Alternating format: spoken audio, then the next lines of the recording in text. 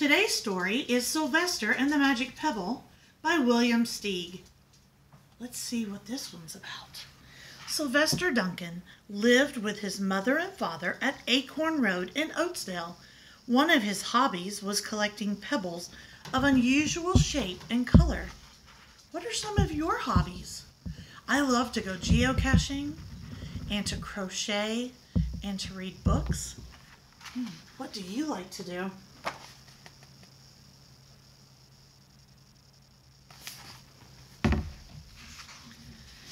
On a rainy Saturday during vacation, he found a quite extraordinary one.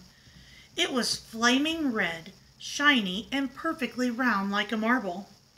As he was studying this remarkable pebble, he began to shiver, probably from excitement, and the rain felt cold on his back. "I wish it would stop raining," he said. To his great surprise, the rain stopped. It didn't stop gradually, as rain usually does. It ceased. The drops vanished on the way down. The clouds disappeared. Everything was dry, and the sun was shining as if rain had never existed.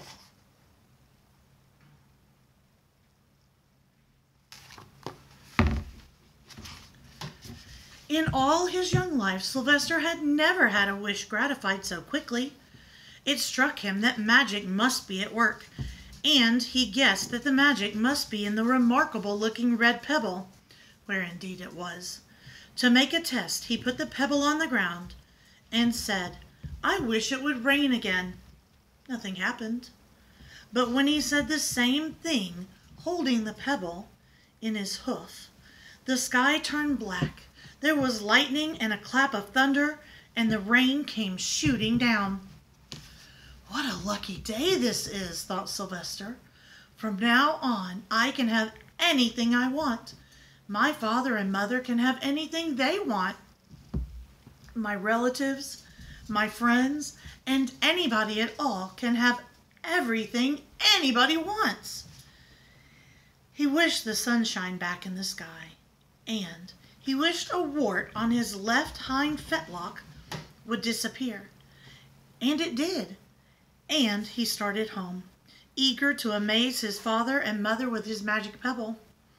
He could hardly wait to see their faces. Maybe they wouldn't even believe him at first.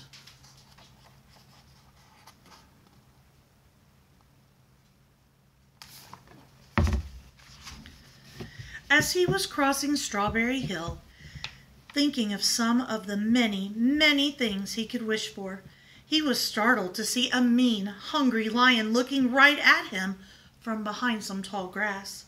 He was frightened. If he hadn't been so frightened, he could have made the lion disappear, or he could have wished himself safe at home with his father and mother. He could have wished the lion would turn into a butterfly or a daisy or a gnat. He could have wished many things, but he panicked and couldn't think carefully.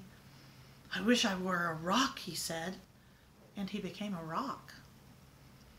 The lion came bounding over, sniffed the rock 100 times, walked around and around it, and went away confused, perplexed, puzzled, and bewildered. "I saw that little donkey as clear as day. Maybe I'm going crazy," he muttered.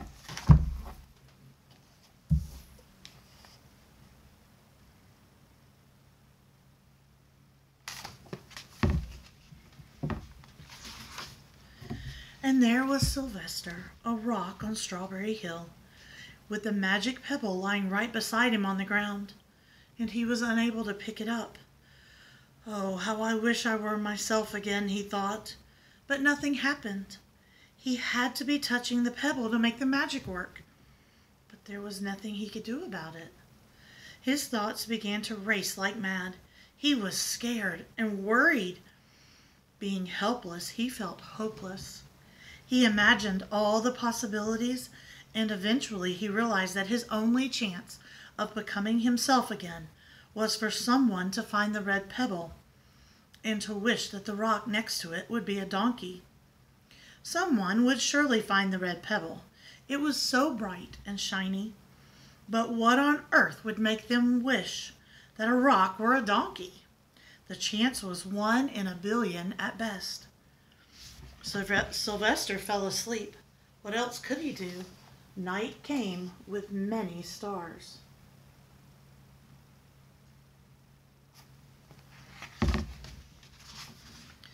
Meanwhile, back at home, Mr. and Mrs. Duncan paced the floor, frantic with worry. Sylvester had never come home later than dinner time. Where could he be? They stayed up all night wondering what had happened, expecting that Sylvester would surely turn up by morning. But he didn't, of course. Mrs. Duncan cried a lot, and Mr. Duncan did his best to soothe her. Both longed to have their dear son with them. "I will never scold Sylvester again as long as I live," said Mrs. Duncan, "no matter what he does." At dawn, they went about inquiring of all the neighbors. What does inquiring mean? You're right, they're asking the neighbors if they've seen Sylvester. They talked to all the children. The puppies, the kittens, the colts, the piglets. No one had seen Sylvester since the day before yesterday. They went to the police. The police could not find their child.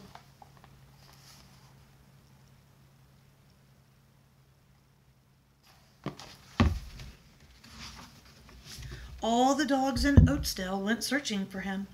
They sniffed behind every rock and tree and blade of grass, into every nook and gully of the neighborhood and beyond, but found not a scent of him. They sniffed the rock on Strawberry Hill, but it smelled like a rock. It didn't smell like Sylvester.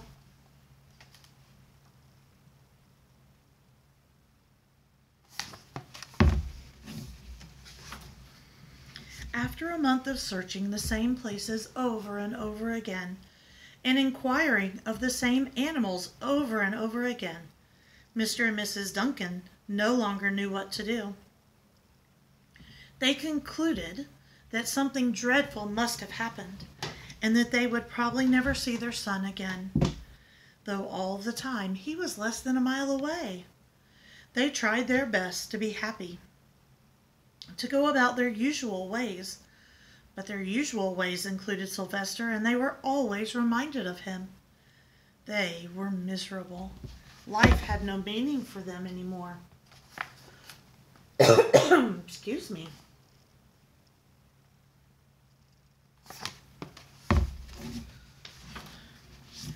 Night followed day and day followed night over and over again. Sylvester on the hill woke up less and less often. When he was awake, he was only hopeless and unhappy. He felt he would be a rock forever, and he tried to get used to it. He went into an endless sleep. The days grew colder. Fall came with the leaves changing color. Then the leaves fell and the grass bent to the ground.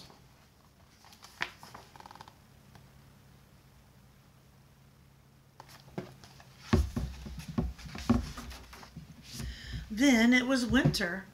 The winds blew this way and that. It snowed. Mostly the animals stayed indoors, living on the food they had stored up.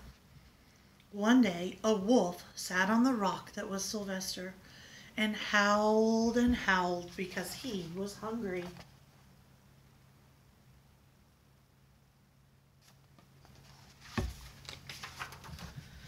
Then the snows melted, the earth warmed up in the spring sun, and things budded. Leaves were on the trees again. Flowers showed their young faces.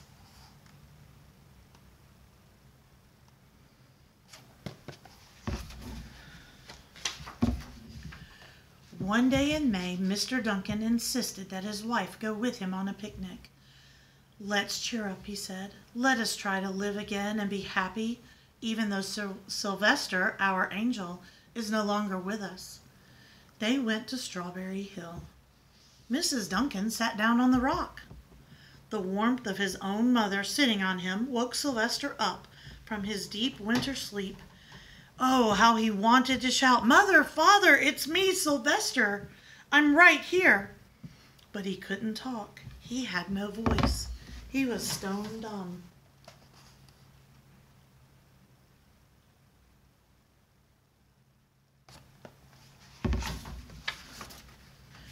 Mr. Duncan walked aimlessly about while Mrs. Duncan set out the picnic food on the rock. Alfalfa sandwiches, pickled oats, sassafras salad, Timothy compote. Suddenly, Mr. Duncan saw the red pebble. "What a fantastic pebble!" he exclaimed. Sylvester would have loved it for his collection. He put the pebble on the rock. Is the pebble touching Sylvester now? They sat down to eat. Sylvester was now as wide awake as a donkey that was a rock could possibly be. Mrs. Duncan felt some mysterious excitement. "You know, Father," she said suddenly, "I have the strangest feeling that our dear Sylvester is still alive and not far away." I am, Sylvester wanted to shout, but he couldn't. If only he had realized that the pebble resting on his back was the magic pebble.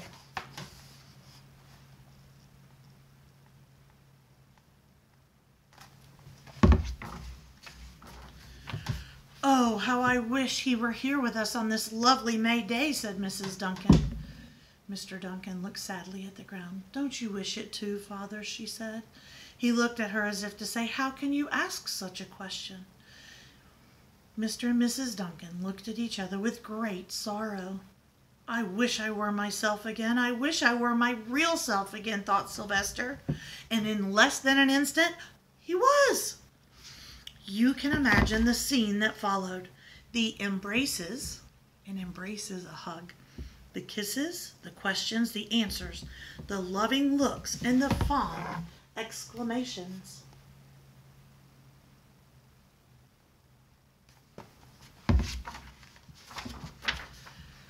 When they had eventually calmed down a bit and had gotten home, Mr. Duncan put the magic pebble in an iron safe. Someday they might want to use it, but really, for now, what more could they wish for? They all had all that they wanted. The end.